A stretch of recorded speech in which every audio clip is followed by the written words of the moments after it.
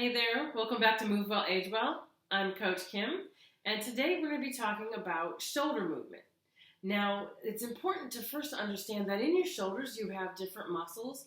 The rotator cuff muscles are for stability, and then we have these outside deltoids, which are a little bit more for strength. The importance is that a lot of times people use the rotator cuff muscles for strength, and then they end up tearing. So to give you an idea is if you're rowing and you're doing this, there's a lot of movement in my rotator cuff muscles. But what you should do when you're rowing, there's a difference. Your shoulders are stable and then your arms are moving, your core is engaged.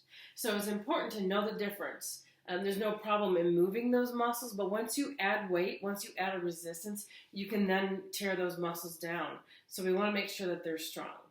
So we're going to go over 4 different movements today for your shoulder.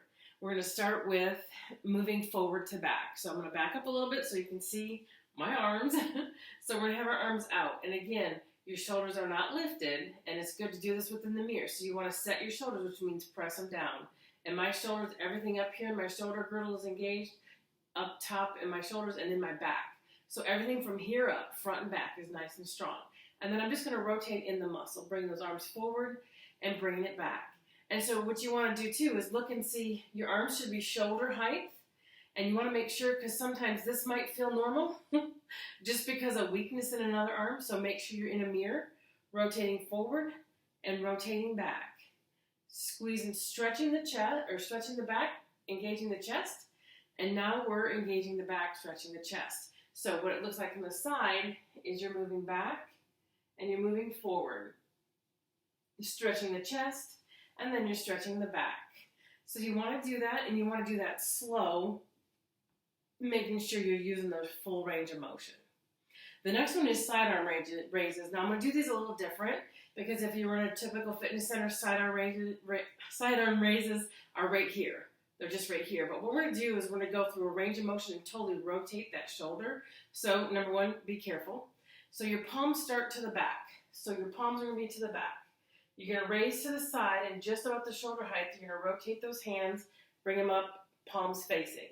So then you're going to bring them down, palms rotate, and take it back. So they're facing the backwards, your palms are facing the floor at shoulder height, rotate, face together.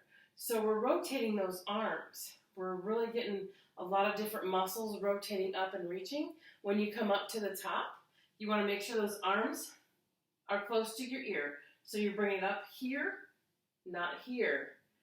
You want to bring it up here and bringing it down. So as you're lifting, you'll probably feel it in your back muscles, because all of this includes back stability. So you're moving your shoulders, but there's a lot of different support muscles. So that's side arm raises. The next one is windmills. Now windmills we see in the fitness center, people are swimming in the air. They're just swimming. Now the thing is when you rotate your body, you take away from the rotation in the shoulder, so you're not really using your full range of motion. So what you want to do is have your shoulders and hips squared up, bring that arm forward, and then the other arm. So it's one at a time, and you're not doing it fast, and your core is nice and strong. So we're rotating it forward and forward, bringing it forward. And so as you're doing this, as that arm comes forward, your front deltoid is really working. So that front shoulder muscle is working. And then we're going to take it backwards. So it's the backward stroke. So you're going to take it back, back, back. And it's the same thing, except now your rear rotator, or your rear shoulder muscle is working. That rear delta is working. Good. And taking it down. So that's a nice way to, and again, take it slow.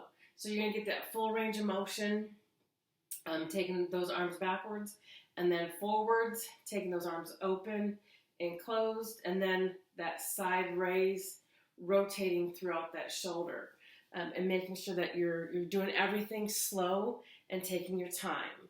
So how do you apply this to your daily activity? So let's say you're going to go pick something up. And a lot of times when we pick things up, it's here and here. And so you see the movement, kind of like I demonstrated forward on in the beginning. So what you want to do is, if you're taking and you're going to pick something up, you're going to lean forward, set your shoulders, row with those arms, and bring it up. So you're not lengthening and you're not having all that movement in your shoulder, and you're using the stability muscles as actual strength. So we want to save the rotator cuff. So you want to move them, you want them to lengthen and shorten and keep their elasticity so that when you move, you can move well, you can age well.